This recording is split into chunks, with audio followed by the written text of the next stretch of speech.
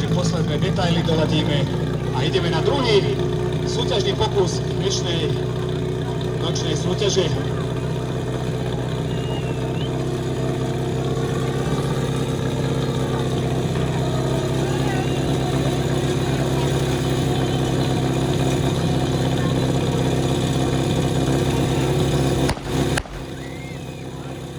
Mali sme tam zrejme drobný pohyb, niektorá zo súťažiacich, to znamená opakovaný výstrel, znamená opakovaný štart.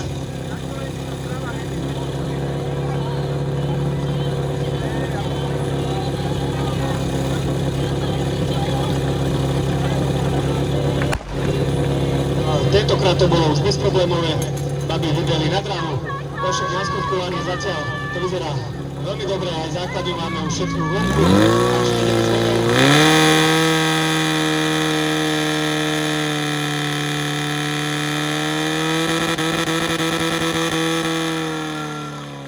Máme tu krásny čas 18:54, na pravej strane 18:16 na ľavou, takže babi opäť si splnili ten svoj minulotýždňový cieľ a zase je tam 18-kový čas, vyzeralo to naozaj, že by mohol byť aj 17-kový, ale možno tie zostreky neboli až také ideálne, ale si myslím, že s týmto časom je to naozaj na parádu.